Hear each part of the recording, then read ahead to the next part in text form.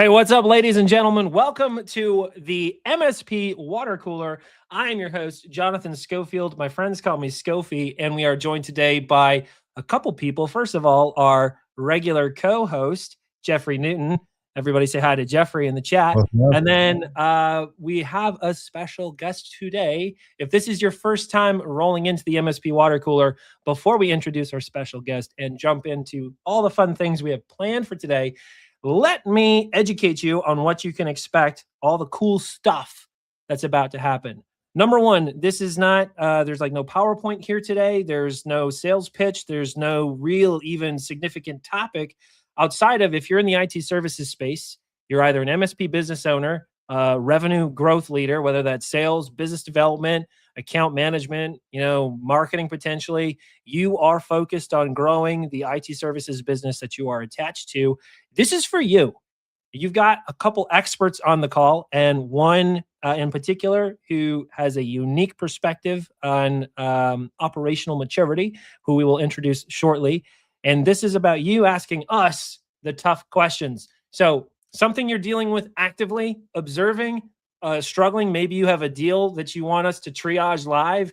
Maybe you have a sales organization question or concern, go-to-market question, could be related to lead gen, marketing, sales, closing, dealing with objections, anything. We want to hear from you. There's two ways that you can interact with us on this call right now. Option number one is leave a comment. So if you're watching on LinkedIn or YouTube, leave a comment asking your question. Bonus points if it's a curveball that makes us sweat. We really like to get the challenging ones. Option number two, and the preferred option, if you're brave. On LinkedIn, we left a StreamYard link, and you can jump backstage, and we will bring you on screen. Make sure your webcam is working and your mic is working. I don't care if you're wearing makeup or not, or if you're feeling attractive. I'm sure you look great. Just hop on screen, ask your question. We'll give you about a minute and 30 seconds. We'll kick you out. And then Jeffrey, me, and our special guest will wrestle with your question. Without further ado, I'm really pleased to introduce today's special guest, Adam Bielanski, industry juggernaut and attached to Frictionless IT. Many of you know and love him already. Adam, so great to have you. Say hello. Awesome. Glad to be here. How you doing? Doing so great, man. So this is Adam's first time on the show. So everybody in the chat say hi to Adam. And if you're watching this, we'd love to hear from you, just like where you're watching from, or just say hi. Just say hi. It makes us feel good, and we want to shout you out as well. Adam, tell us just briefly from 10,000 foot, like what's going on in your world these days, and the types of questions that would give you goosebumps to answer today. So our viewers can be like, oh, this is different, because they're used to seeing Jeffrey and I. They're used to hearing our voices drone on forever. You bring something special. So what is it that you're passionate about?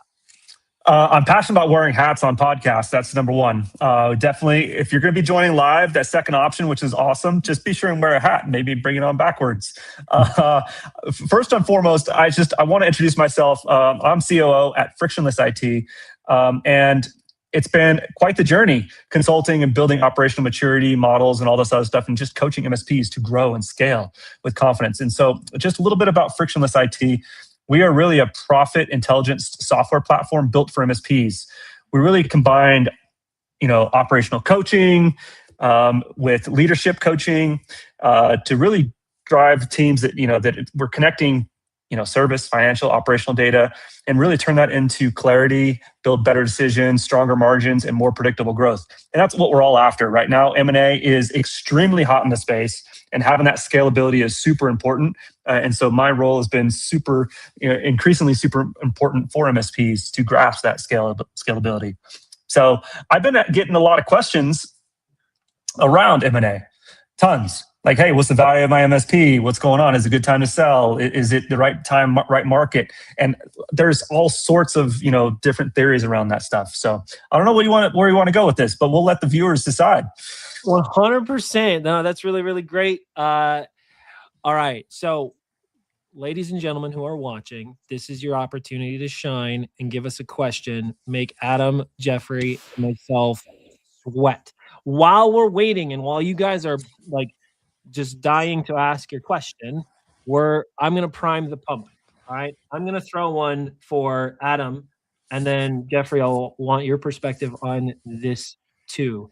So, Adam, when you're talking with MSPs and you're talking about operational maturity, you are not just assessing the sales problem or challenge.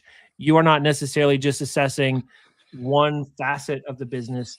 You are assessing the whole. However, because of what we do, like, what are the biggest things that you see? Where does like revenue and growth and sales intersect with the operational maturity level of the MSPs that you talk to today? Like, what are things that you look for when you're talking to people when it comes to the growth revenue side of things? Yeah, for sure. I think one thing you have to I'm going to take a little bit step back and kind of explain. When I talk about scalability and operational maturity, let's think of a three-legged stool. You have to have amazing service, awesome sales and marketing, and then you have to have a great financial backing, and that's the operations back end. If any one of those three legs is out, the MSP will, I wouldn't say collapse, but they're going to have a very immature operational business. That's the kind of foundation, the baseline that I kind of go off of. So Skofi, what was specifically that question you were looking for me to answer on that?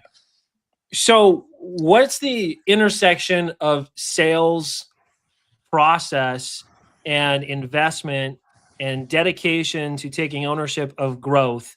And like, how does that impact the overall maturity of an IT services organization? When you're looking at sales and growth and marketing, I think that all comes down to vision for the organization. What is the outcome you're looking to achieve? Quite often, I will raise my hand, and me included in this particular situation, is I struggled at starting that sales engine for my MSP because I just didn't have a vision for my MSP back in the day when I was running in 2002. I would just hire salespeople. In fact, there's an occasion I'd even hire two salespeople. Let's get them competing. Let's see which one can outperform the other, and then keep the one that is outperforming. That is a lose-lose situation. First and foremost, we take a step back and say, hey, what's the vision organization? Where do we want to go? Set those goals for the future, 3 years out. And then you start marching back. Are you looking for an acquisition? Are you growing as a lifestyle business? So understanding your kind of business operating mode is really super important. Because if you have a lifestyle business and you try to go down an empire builder path, which is really strong growth, you're going to have a conflict with employees and team members because some people aren't going to run fast. Some people don't want to work those 12, 14-hour days. If you're a lifestyle business, you're going to work 6 to 8 hours a day. And I think that's what sets the precedence for really awesome and amazing, or foundations for an awesome and amazing sales engine and marketing to get that growth that you're looking for. So I struggled with it for 6 years in my MSP. It was painful. And I don't want MSP business owners or leaders to experience that today, because there's a lot more coaching, there's a lot more data, there's a lot more information out there available to help MSPs grow and scale. So what I'm hearing is vision and your business operating model. Like, you're going to struggle around sales maturity and implementing a growth engine that actually is effective if you don't have a crystal focus on your vision, and if you don't have a deep understanding of your operating model as an organization. Am I hearing that correctly? You are hearing that correctly, yes. And quite often, we hear this all the time. Vision. You got to have a vision for MSP. You got to have a vision. It's the operating process behind that vision that's actually going to make things really click. I see Jeffrey, shaking his head up and down. There's all sorts of models out there. So well, I was actually going to pass it over to Jeffrey, because once you start talking vision, once you start talking operating model, and then you shared like 6 years in your own MSP trying to figure this out, I imagine, Jeffrey, some of what he's saying you resonate with. So what's your take on this? Yeah, absolutely. I mean, I lived basically what you just described, Adam, as well, in multiple MSPs on my way up, or just in it. So for 18 years. But there were a couple of things that I want to pull out, because you hit probably 3 of the 5 that I normally go straight to, but you hit the top 3. The first one was, you do have to have that vision. To me, that was always, I'd break it down to these questions that I'd ask the MSP owners that would be asking me to help them grow, which, well, what's your number? Most of the time they can't tell me. Then I ask like, what are your numbers? And they don't even know the numbers. They're like at best managing sort of a cash flow positive or cash flow neutral existence, but like it's not towards anything. So there's like a whole different topic down that, but I love that one that you focused on. The other one was the three-legged stool. So I've been in different orgs as well, where like there was a lopsidedness, right? You had the wobbly table at the bar kind of organization, or in the last one, it was we brought sales in because they only had a two-legged stool, brought in sales, deployed it, installed it. 26 months later, we broke operations because of just the wobbliness of the other direction, right? The counterbalance. And so it is critically important that that stays in equilibrium as the whole thing grows. And so you really have to understand that. And then the other, I think perhaps the most important one, the one that I get the biggest, almost like death stares or wide eyes, was what kind of business are you building? And there's not a wrong answer, but there is an answer and you have to answer it. And it's either the lifestyle business or a business that supports a particular lifestyle is how I would usually phrase that. So like more the empire building. But I am continued to be blown away at how many MSP owners that I talk to either won't or can't answer that particular question. And when I would get asked to come in and either build, run, or install a growth motion for an MSP and they can't answer that one, like I can build one for either path. That there is no wrong answer. There just is an answer, and I need to understand what I'm bolting in and what I'm bolting on to in order to produce or provide or deliver any type of results. And so starting with those questions alone, I think is a wonderful soul searching experience that you're going to have to get to an answer before you embark on how do I grow this thing. So we're privileged to have an OG on the show right now, and he's backstage. And Jeff, if you can hear me, we're going to pull you on here in just a second. Don't know that he needs a ton of introduction, because if you watch this show, you see Jeff very often, affectionately calling himself Kratos, God of War today. So how you doing, Jeff? I'm doing great. Thank you. Thanks for having me. So while Adam and Jeffrey were kind of riffing on this concept of sales growth and operational maturity, I was very curious because you jumped on before we went live and we were chatting a little bit, and you run an MSP, and you, from my understanding and my relationship with you, Jeff, I know that you believe in delegation and you've built a team around you, and I don't think that it can operate as well as yours does without understanding your operating model. So I've never actually asked you this, but when Adam and Jeffrey are talking vision and operating model, I'd love to hear your take on this. Can you share with us your vision, your operating model, or just your thoughts on all this? Well, my vision is world domination, right? So, no, but when Adam said that a lifestyle business is 6 to 8 hours a day, and I'm trying to grow this business, and I'm like 6 to 8 hours, I'm like, maybe I'm missing something. I mean, I really don't feel like the 12-hour day is where I'm at. But we are always trying to grow. We not by head count, I believe in keeping my employees, but doing automation, even before automation was a hot topic. It's like, how can we do this better? How can we deliver this better? How do we make sure that we don't go back and fix something that we should have done right the first time? So, my vision, is growth, continue to grow. Eventually there's, I guess, a sale on the horizon. Right. This won't continue going forever. I don't want to continue doing it forever. And it's a matter of, Adam said, when is the right time? Right. So there's a lot of work to be done on that. But we're in a growth mode. It might be slower because I don't believe in 14-hour days. But it's growth. I appreciate that perspective, and thank you for sharing that.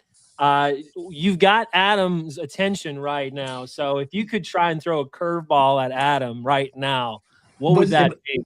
If my question, I'm going to ask the question I had in chat, because that's a burning question that I have. If that's all right. So, when you're talking to all these M&A firms, they're like, oh, we're gonna hire you, and then we're gonna pay you a lower salary than you make, because that's what industry standard is, even though I think it's low, but they all seem to be wanting to pay the same amount.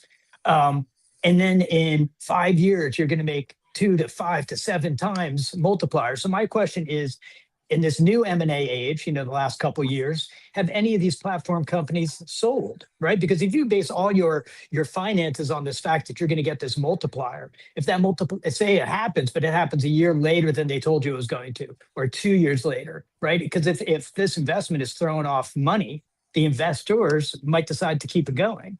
So has a platform company actually sold to a bigger platform company? Yes, there actually has been transactions. I think the current one that we just went through, not us, but the industry went through, is Integris. That has probably been the biggest transaction just lately that's happened, and they actually sold out to a Canadian company, a portfolio company, and so it does happen. There is a massive amount of money in the market, and those multipliers you mentioned, and 2 to 5. I've even seen upwards of 10x. Depends on your own organic growth, your own scalability for your organization.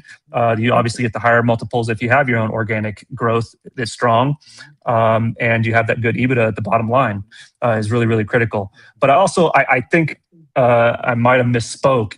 A life cycle business is not 6 to 8, or Empire is not 12 to 14 hours in a day.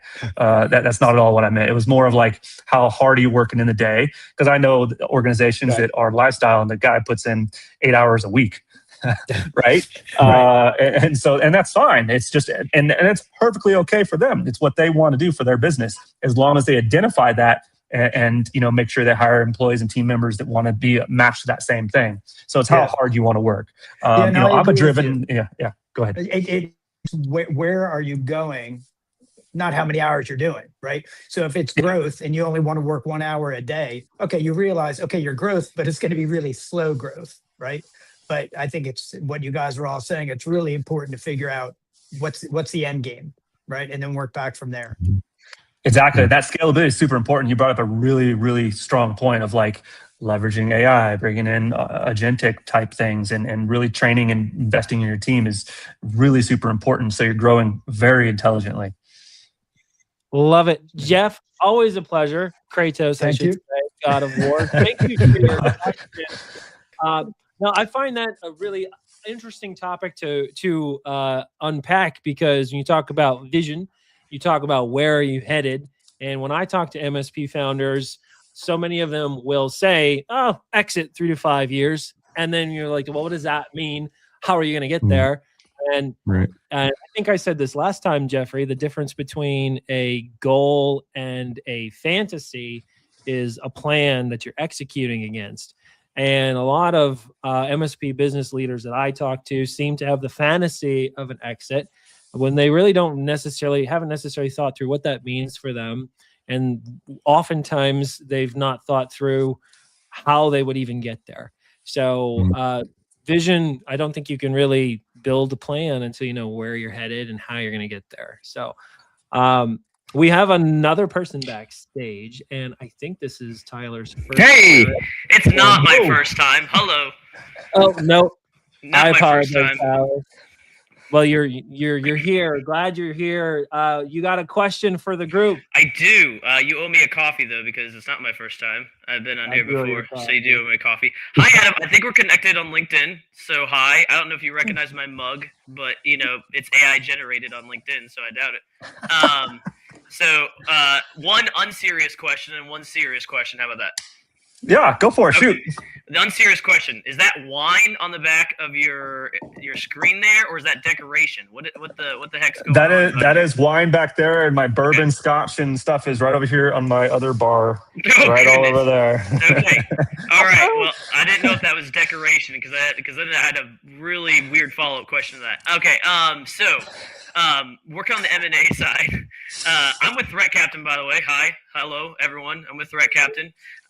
So really, really quick, I've been doing marketing for over 10 years, and there's a big push, obviously, where people want to do founder-led stuff, which I don't think is bad. Obviously, there's a huge trust in that. But when it comes to mergers and acquisitions, whether that's an MSP, whether it's tech or whatever, is there a downside to having so much focus on a founder-led business that, again, it maybe becomes a little bit, how I describe it, Productive. untenable, or like a person would acquire that business. Yeah. They're like, well, if we buy out your business, we understand that basically you're driving a lot of this stuff, and whether it's because you have a huge social media following or whatever it is, and that's really what it is. Normally, hey, everyone wants to be founder led, but no one talks about, hey, if you have a huge following and then you're looking to exit, then it might be a little bit of a problem for the person who want to buy your business. So what's the balance that you're seeing on the M&A side for that? Because it's a good strategy, right, to build trust, and everyone wants to work with you, but what's the balance when it comes to founder-led marketing and acquiring a business? Great question, Tyler. Thank you for being here and asking your question. Appreciate it. Adam, go ahead and take a crack at this. Yeah, this is a really good one. So I'm involved in IT Nation Evolve and also IT Nation Grow. And so at IT Nation Grow, specifically for the M&A. And so we get to hear a lot of education. And this topic was actually covered just probably 2 quarters ago. And there is if your business is reliant on you as the founder in any capacity, such as operations, sales, marketing, or even service delivery, there is a discount on your multiples because of that, because they actually have to hire a replacement for you and make sure you're scalable because there's challenges with that. Quite often, as a coach, we often see that owners or founders struggle with self-realization of areas that they can affect the business and getting coaching to the next level, or I like to call it the Dan Martell way, right? Buy back your time, and really it's just what tasks are you doing to be able to outsource and not take on that burden all yourself. When it comes to sales and marketing and building trust, that's really super important. I know a buddy of mine, Raja Pagada.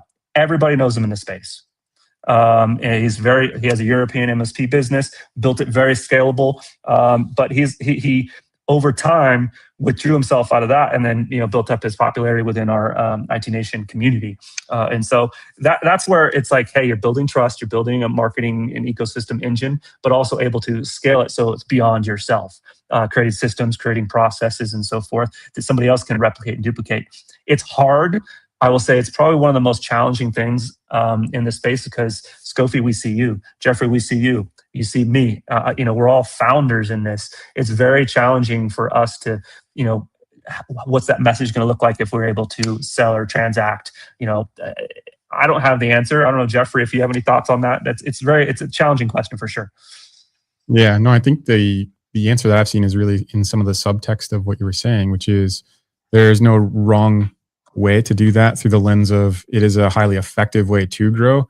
You just need to be cognizant of building the substructure or the infrastructure beneath you so that you aren't just the leg that gets kicked out of the stool, right? So there is a system in place. While you might be the face, I think there are elements of how can you replicate the growth and or how can you not create this giant cavity when you're pulled out of the system itself. And so like no dependency there is a big piece to it. And the other thought that I had around some of that was while that's there, you also have to be not sustainable, but like the system is important, you're important, but also then just how good's your paper, right? Because there's like only the business piece and the financial piece that ultimately ends up on the bottom line, which is one of the main areas that is scrutinized and gone through the due diligence process. And so like how good is your paper, even if you are founder-led or not founder-led? I mean, I think that's almost perhaps a bigger root issue beneath it all for a lot of MSPs because of the way that we grow naturally, right? Like you might be a 10-year-old, 8-year-old, 20-year-old business, and you've got types of clients through that whole level of OML as well. And so you got different paper, and that's worth less than good, clean paper across your client base. Yeah, in my experience, which on the M&A side is probably limited compared to some of the folks we have on this call, but what I see happening is there's specific things that most people buying MSPs are looking for, and a predictable growth engine being a critical part of that. Additionally, I have yet to meet an MSP founder who loves the fact that every dollar in net new business has had to pass through their fingers in order to close. So these solo founders, like, and maybe Jeffrey, maybe Adam, you guys have met that guy who's like, no, I don't want a sales team in order to scale to an exit. Like most MSP founders that I've talked to would love to fire themselves from sales. Don't know how to has been my experience more than anything. But I definitely think that when you're like, if that golden exit is ever going to be more than a fantasy and going to be actually a goal that you work towards, you have to approach sales from an operational level. It can't just be like throwing mashed potatoes against the wall and then the founder's going to pick at the wall to see what's stuck. And then maybe you'll get 2 or 3 deals this year, which, to be clear, is very common with most IT providers that I talk to every year, that they might maybe close 2, 3, 4 deals this year. Even the most mature are maybe closing 3 or 4 a quarter if the data that I've been seeing is accurate.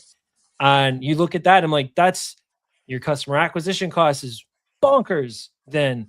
And if you don't have a system in place to account for that, to repeat that, you don't look very attractive on paper to someone who's looking to buy an MSP. That's what I'm seeing. Am I wrong, guys? No, the way that I always show up to was like this question be kind of doing a time audit, although you wouldn't call it that because you'd never get any answers, was like, show me your to-do list. So similar to like, what's your number and what kind of business are you build? Just show me your to-do list. But like naturally the subconscious or the psychological piece, the truth would come out in the actual list itself, right? The quote that you were supposed to send 3 weeks ago is number 19 out of a list of 20, for example, or like call that extra lead was number 20. Yet all the technical stuff, all the things that actually hit dopamine for most business owners is step 1, 2, 3 on that list. And so like that was where that dichotomy always happened, where it's like, well, you want to grow, you say you want to grow, you want to hit these numbers, but then like even in your own to-do list, all of the sales driven activities, the revenue producing activities are at the bottom. So like there's either a commitment issue, a priority issue, accountability issue, or just a clarity issue. I think in a lot of cases, it's just the ambiguity of not knowing what to do. At the very first question that when we open, I was going to maybe ask Adam this question, was like, how can we speak to the MSP owners that feel like anything they do on the sales and marketing side is nothing more than lighting their money on fire, especially when we're talking M&A and anything else, right? Because of the things that they've tried in the past and then just written it off as, well, that shit doesn't work. It's like, well, not really. It's just the tactic that you attempted was probably flawed or the execution was flawed. And so like, how can we get people over the hump to realize that, 1, you do have to invest in your own growth. And then 2, you have to kind of overcome that psychological gap of it isn't necessarily lighting it on fire so long as it's done with accountability and with probably the OML pieces, the process and the maturity and accountability on the number to make it worth it. Yep. I want to tell a little story. And hopefully this will impact some of your viewers. Probably 20 years ago, when I was running my MSP business, I was running it so hard, grinding things out. I actually had a heart attack and ended up in the hospital when I was 24 years old. During that time, I was getting coaching, understanding, it was just a lot of stress, working long hours, and it just wasn't working, wasn't panning out. And I realized in that situation, I wasn't leveraging, which I now have learned through Dean Jackson, is the author of the book, The Moo Method. And I'm actually part of his mentor group, Talking Moore's group. And Dan Martell is part of that same group. I'll just break it down to you this way. If you think about your week, you have a 40-hour work week. I'll say that. Jot down all the things that you need to do in that 40 hours that you're doing in that week. Take a step back. Let's just say you're going to work half the time. What are you going to do in the 20 hours with your time? Take it a step further. Take those same tasks and narrow it down and just say, if I only have 2 hours of work in my business, what tasks am I going to do in the business? All the other stuff that you that you left off the list, 100% needs to be outsourced. Find somebody else to do that job. That hit for me, and the reason why, like I was in the hospital, I couldn't service my MSP business.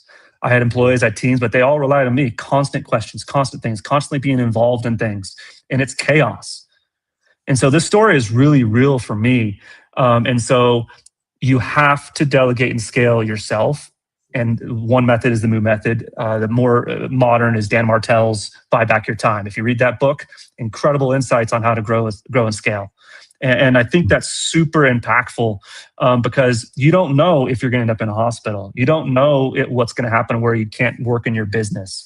It's crazy to think about, but it's going to happen. Just like Arlen Sorensen at IT Nation Grow. He gets up on stage and says, whether you want to exit your business or not, it's going to happen. You want to be prepared for it, or you want to be surprised and shocked and unplanned. And that's what I'm basically the message I guess I want to say today. You know, I'm bringing viewers down to a real level, I guess. That's cool. So, Man, no, that's such a deeply personal story and really, really impactful. And I see this all the time. Founders wearing all the hats that are burnt out, and this prospect of like, how am I going to grow is a daunting thing. What I'm hearing is write it all down and then use that process to come to the conclusion of like, what do you actually care about? What's the noise and what's priority? My fear with that advice, how like with the early stage MSP founder, or the one that's been struggling, is that they're going to cloud priority with comfort, right? So like if the priority is something that, oh, I am comfortable and I enjoy doing this, but maybe the reality is the growth means I need to sit in the uncomfortable truth and do these 3-4 things that are actually going to help me dig out of this hole. I think that's a fear I would have with if I were to take your advice as an MSP who's like, I have all the things in this list. I'm going to boil it down to these 3 things that I love to do, that I'm comfortable doing, that I've been doing forever, but actually don't help me grow. What would your answer be to that concern?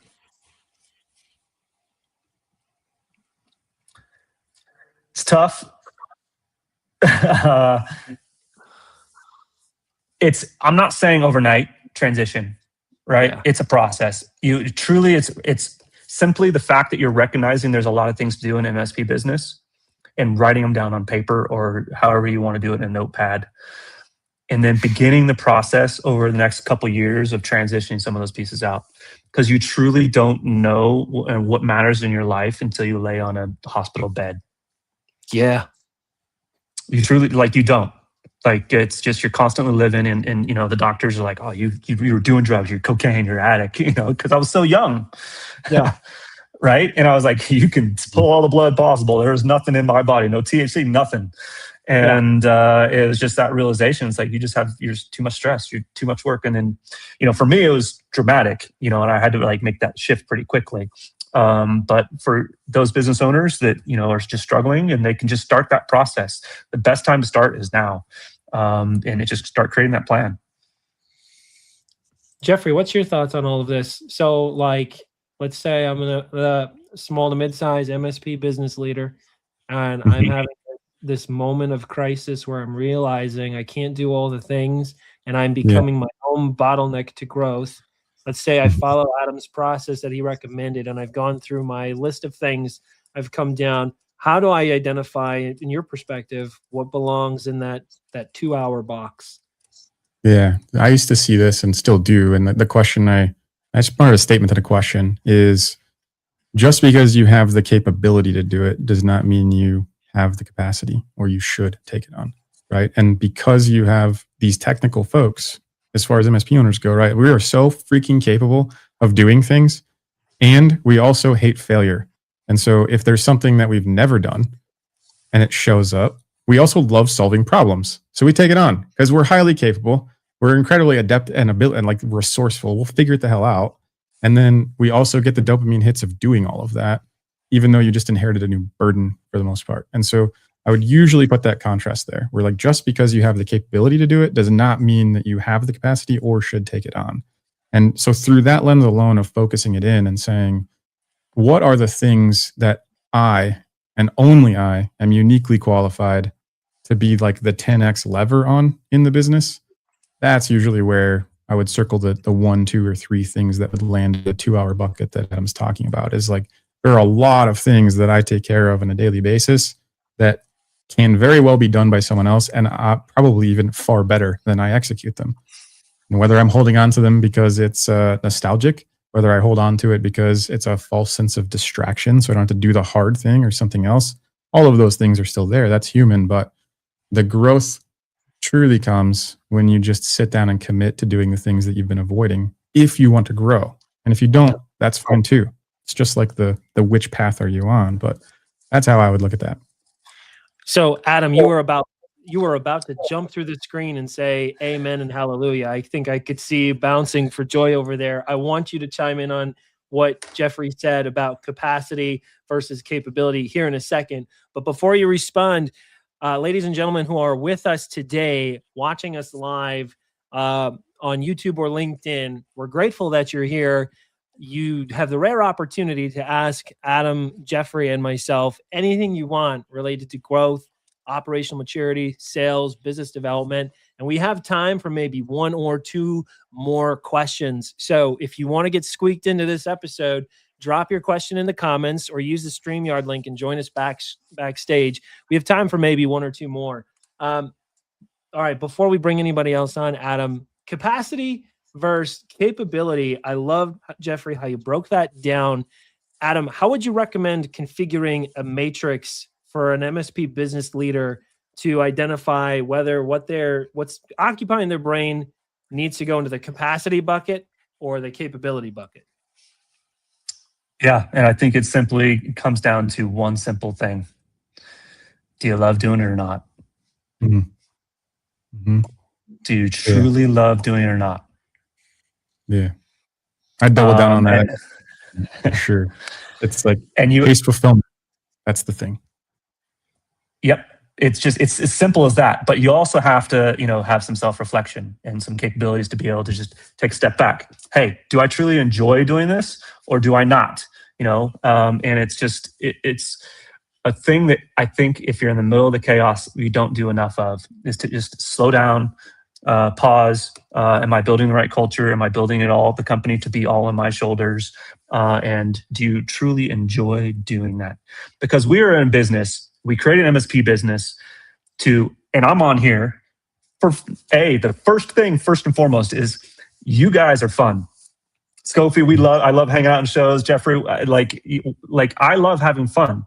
Threat Captain and Adam and what he's doing over there, he just goes out there and has some fun. And it's everybody dressing up as pirates and then, Thread dressing up as Air Force pilots. And it's just, we're here to have fun. And if you're going through all these tasks and you're like, this is not fun for me. I just have to do it because it needs to be done.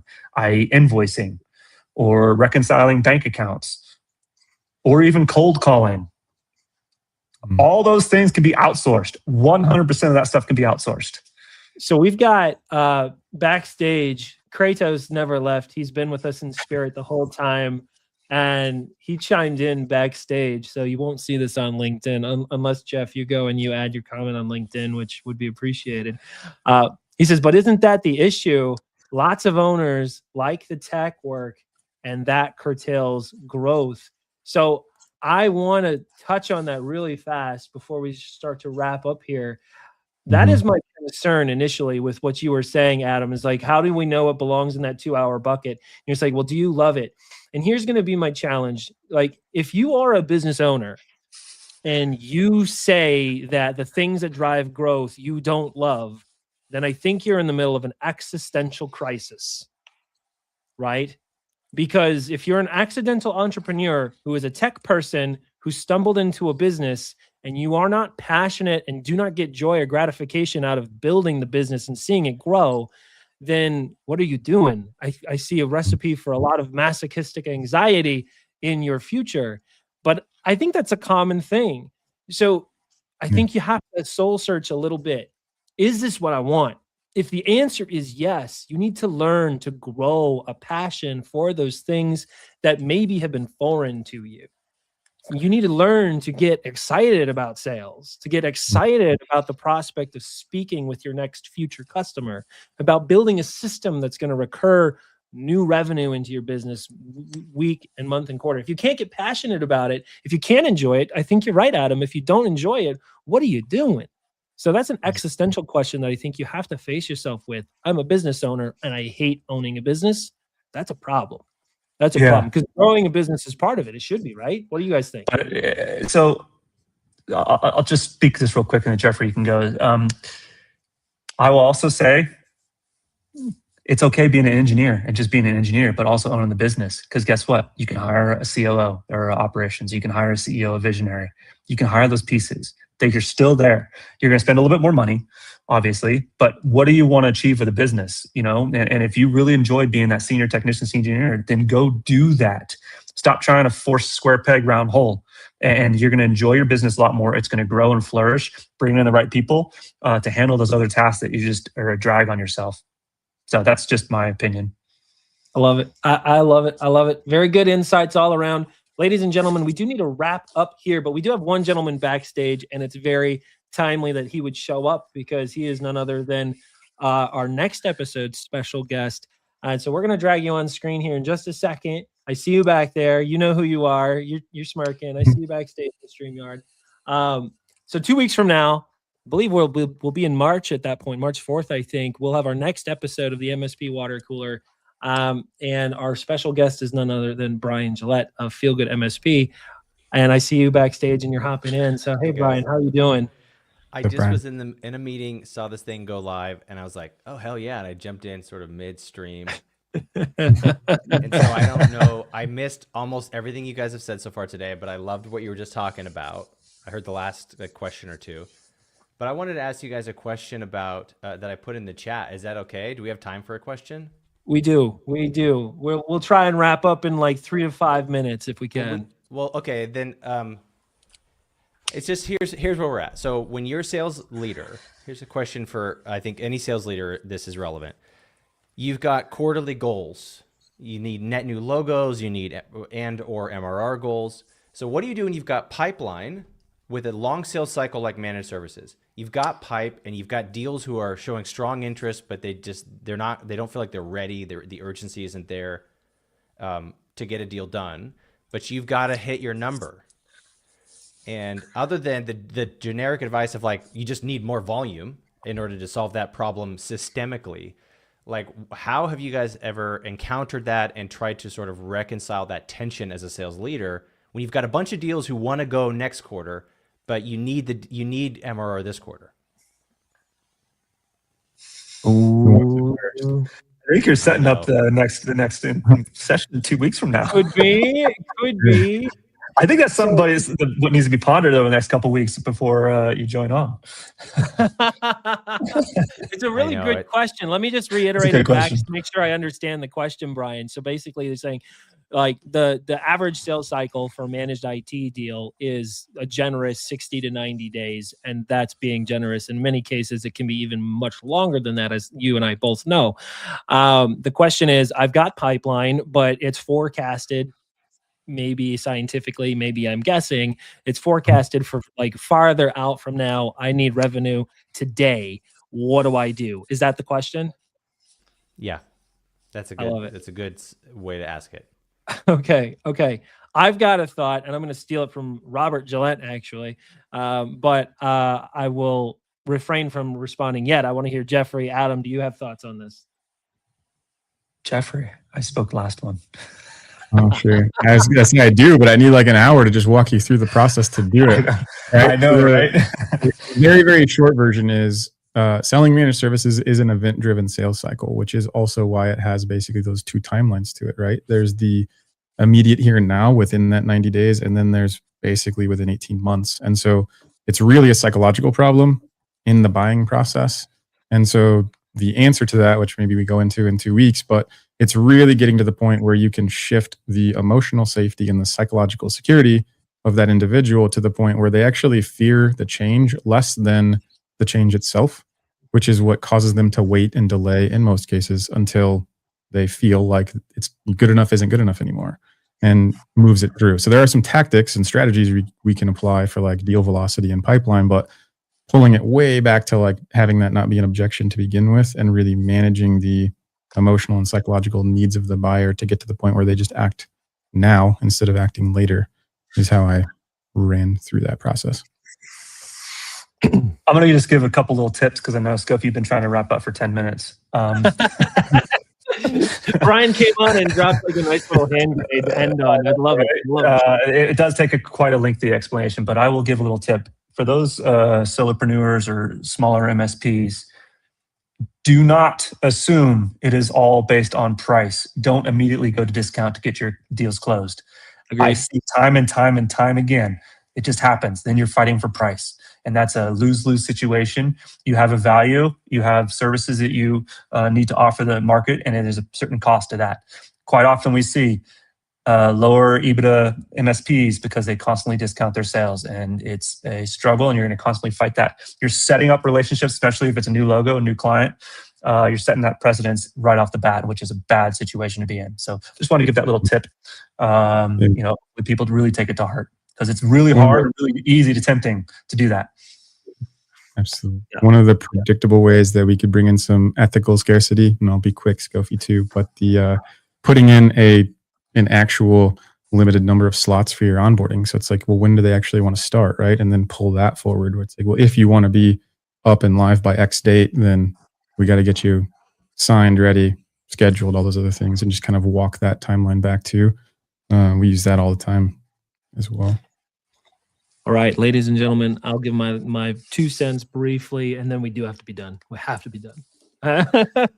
Well, there's 2 sides to this. If I'm understanding correctly, Brian, just from hearing Jeffrey's response and some of the others, there's one part, which is like, can I close my existing pipeline sooner than forecasted? They said Q4, but I really need it Q2. Can I close that? And so, Jeffrey, your suggestion is like creating a sense of urgency, like, well, it's to your benefit that we sign now. There's levers you can pull. I would agree. But if if what you're really asking is how do I generate pipeline now that will close now, here's my 2 tips. Number 1, ask yourself, do you really have an understanding of who your buyer even is? Okay, because in my experience, the majority of MSPs who tell me they have top of funnel problems or pipeline problems, they don't have enough to close. When I ask them who your customer is, the answers I get are typically very, very weak. If you have an understanding of who your buyer is, then the next part is, do you have an obsessive understanding of why your buyer buys? Because until you do that, you called it out, Brian, yourself. You're like, the only really other lever that you can pull on is volume, right? It's like, just spray and pray and do more. And that is not a satisfying answer, especially if you're in a small MSP, solo founder, or small sales team. It's like putting the pressure on the sales team. It's like, well, just do more and go find them is a daunting task that will lead to burnout and failure almost always. But if you do know who and you do know why, then you can be highly strategic about that outreach. And it's not a question of quantity at that point. It's like knowing who the buyer is, what rooms to be in. And that means your outreach is exponentially more effective. And does it mean you're going to get a contract today? It means that like the more conversations with legitimate buyers where you get the opportunity to pull on that lever, like, here's why you buy, here's why you're going to buy from me. This just increases the likelihood of finding that guy that's going to be the one that signs this quarter. I don't know if that's the answer you're looking for, Brian. It's a good question, though. I asked you a really hard question because I wanted to see what you guys said. You all had good answers. And that's what we really like. We like it when they make us sweat. So. It's nice when it's a real question that it is, means something too, right? And obviously, this stuff comes up all the time, but it does. I always say, like, the best way to close a deal in February is find it in December. 100%. Yeah, that I've had that. Someone will end up on a discovery call with me and they're like, if I don't close a deal in 3 months, I'm out of business. And they're in a sense of desperation. It's like, help me save my business. And you hate to be the one who's like, maybe a little late, late for that. If you are implementing things when you're at the crucible or the crux of destruction, it may be too little, too late. But like if you're like looking ahead and you're able to start now. All right. So Brian Gillette's going to be our special guest March 4th, the next episode of the MSP Water Cooler. And if you enjoyed the end of this conversation, that's just a taste of what's to come. So join Jeffrey, Brian, and I, Adam Bielanski, Frictionless IT. Go check out Frictionless IT and have a chat with Adam. This guy is obsessive about helping MSPs take their maturity level from here to there, and a guy that I love and trust. So you should absolutely give him some time. Adam, thank you for being here. Any final thoughts before we wrap up? This is awesome. It's an awesome show. I enjoy it. I enjoy the conversations. It really got deep there. And just because it's all about impacting MSP businesses, because it is a stressful and chaotic business already. Let's just not add to it. Let's try to reduce that. Let's learn the different things from people who've been through it. I've been in the industry for 20 plus years, 24 years now. And so I'm thrilled to be here. Thank you for Scofie. I'm going to be on this thing a little more often. I enjoy it. I love the conversation. Every other Wednesday, 1:30 Eastern. We'll see you all in the next one. Be well. Later.